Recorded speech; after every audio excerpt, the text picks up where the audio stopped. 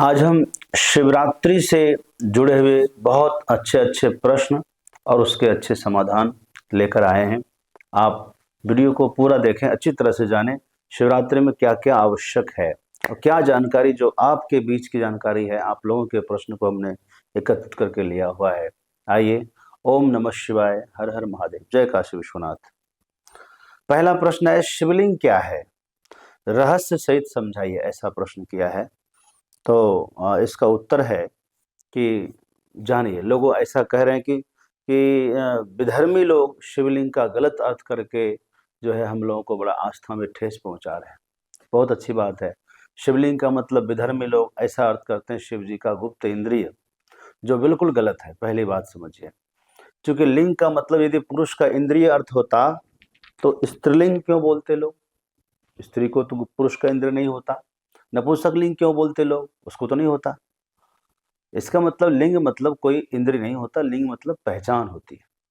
पहचान, शिव जी की पहचान जिससे हो जाए उसको शिवलिंग कहेंगे हम।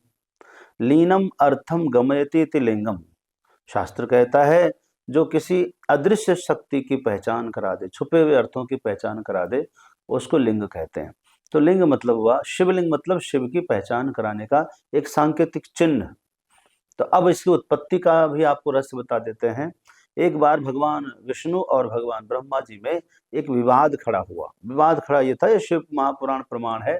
विवाद ये हुआ कि हम दोनों में सबसे पुराने कौन है और श्रेष्ठ कौन है।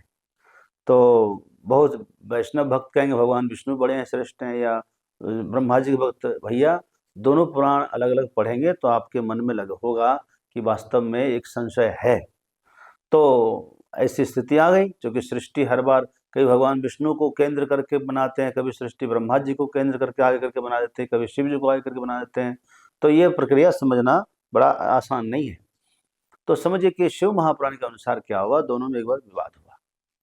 इस विवाद के समाधान करने के लिए भगवान शिव दोनों के बीच में ही एक पर्वताकार जो है ज्योतिर्मय स्तंभ के रूप में प्रकट हो गए। एकदम स्वर्ण का, एकदम अग्निमय तेजोमय था।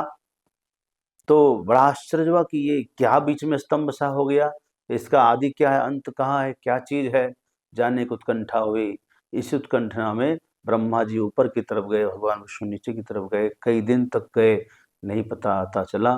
भगवान विष्णु आकर बैठ गए और फिर जो है ब्रह्मा जी बीच में ही लौटे। ब्रह्मा जी बीच में से ही केत की पुष्प को जो है अपना साक्ष्य में गवाही बना करके ले आए और झूठ ही कहा कि मैंने पता लगा लिया, जिस पर शिव जी ने उनको डांट लगाई थी।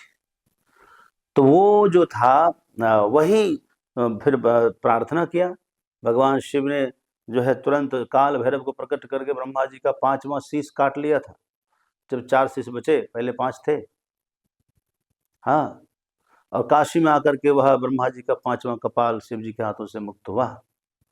तो कहने का मतलब ये है कि उस समय भगवान विष्णु ने प्रार्थना किया, ब्रह्मा जी ने प्रार्थना किया, महादेव ये क्या चीज है, इसका रहस्य समझाइए। तब भगवान शिव ने कहा, यही मेरा शिवलिंग है। शिवलिंग मतलब यह मेरा सांकेतिक स्वरूप है, यह निराकार स्वरूप है। इसको निराकार स्वरूप कही, क्योंकि शिवलिंग का आकार कोई फिक्स नहीं होता है। आप देखेंगे कहीं अलग है, कहीं अलग, कहीं अलग, कहीं छोटा है, कहीं बड़ा है, कहीं मोटा है। जाकर केदारनाथ देख लीजिए, पता नहीं चलेगा शिवलिंग है कि नहीं है। तो ये निराकार है, जिसका कोई फिक्स आकार नहीं होता।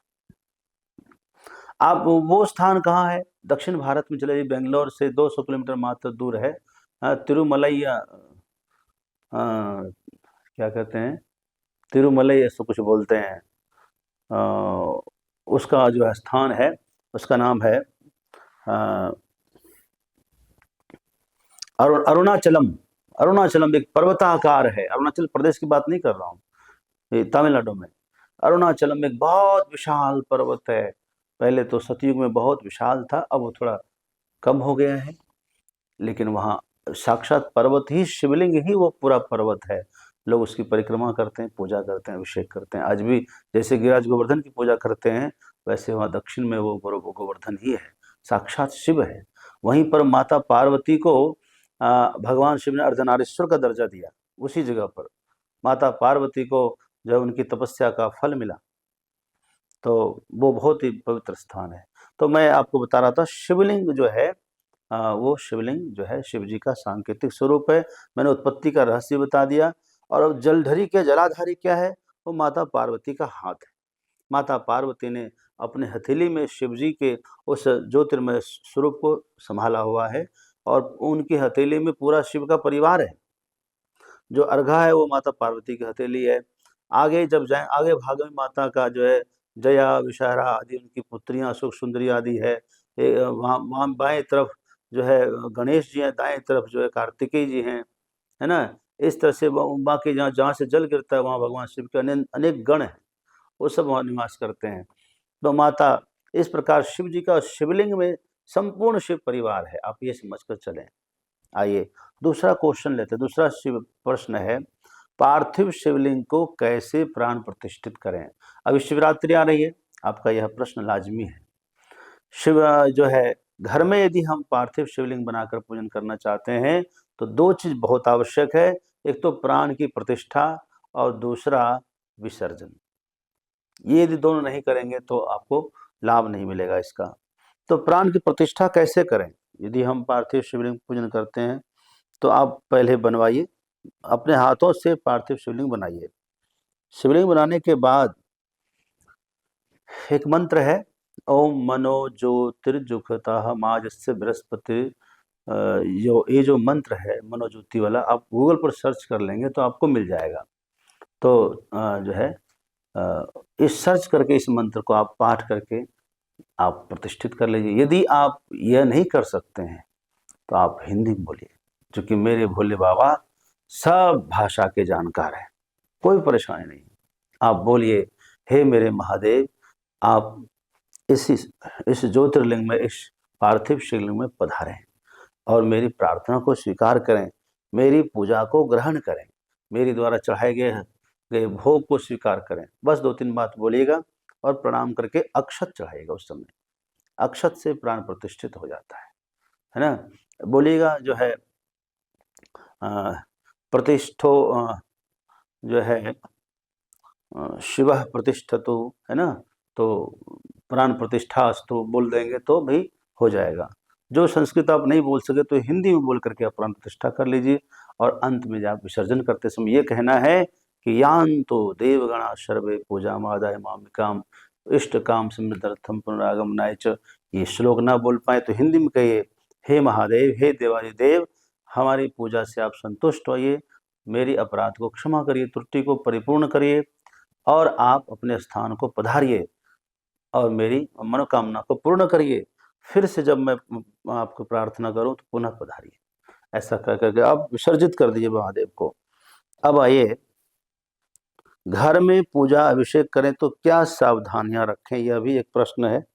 घर में यदि आप पूजा कर रहे हैं, घर में यदि अभिषेक कर रहे हैं तो सावधानियां, जो भी सामान आप लाएं, व्यवस्थित रूप से सामान लाएं, उसको देख लें किसी प्रकार के उसमें कीड़े मकोड़े ना हो। अभिषेक का पूरा सामान लाएं, व्यवस्थित रूप से बैठ करके पवित्र से बैठ करके अभिषेक करें, पूजा करें। बस भावना प्रधान रखें, ये भी जरूरी है, भावना भी बहुत। और शुद्ध विचार से आप शुद्ध होना चाहिए, तन से मन से भी शुद्ध होना चाहिए, आसपास भी सब शुद्ध होना चाहिए। बस इस दिन व्यतिपात योग है। व्यतिपात का क्या समय है? जो शिवरात्रि आ रही है इस बार, इस दिन सर्वार्थ सिद्धि योग बन रहा है और साथ में व्यतिपात योग भी बन रहा है। तो याद रखें, व्यतिपात योग सुबह से ही रहेगा। व्यतिपात का कितना महत्व है आपको बता दें, जप तप और दान जो कुछ भी इस दिन आप करेंगे व्यतिपात योग में, 1,00,000 गुना इसका फल होता है। इसलिए आप व्यतिपात योग में खास करके इसमें क्या नहीं कर सकते, व्यतिपात योग में विवाह आदि की चर्चा भी नहीं कर सकते। विवाह आदि से दूर रह चुके, जो है लगन समय चल रहा है तो आप हो सकता है विवाह की बात करें ना करें। आप इस दिन क्या करें, गृहारंभ ना करें, उद्घाटन ना करें किसी चीज का, शोरूम का। इस दिन आप जो है नया कुछ ना करें। इस दिन पूजा पाठ खूब करें, दान करें, ध्यान करें। ये जो शिवरात्रि का दिन है, आपको बता दें ज्योतिर्लिंग के प्राकट्य का दिवस है। आप यदि महसूस करना चाहते हैं शिव जी को अपने अंदर, तो इससे अच्छा और कोई दिन नहीं हो सकता। आप आसन लगाकर बैठिए और महसूस करिए अपने आप।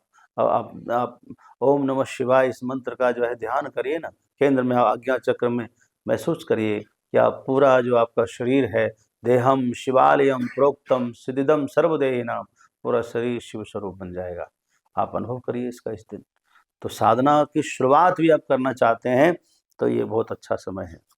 5वां प्रश्न है, मार्बल की शिवलिंग हो तो क्या करें? घर में यदि मार्बल की शिवलिंग है तो कोई चिंता की बात नहीं है। मार्बल शुद्ध सतोगुण का प्रतीक है ना। सत्व गुण प्रधान होता है। ज्ञान प्राप्ति के लिए मार्बल का शिवलिंग बहुत अच्छा होता है। संगमरमर जो मार्बल है, हाँ, सात्विक होता है। ज्ञान के लिए, भक्ति के लिए और पुत्र उत्पत्ति, पुत्र प्राप्ति के लिए भी मार्बल के शिवलिंग की पूजा की जा सकती है।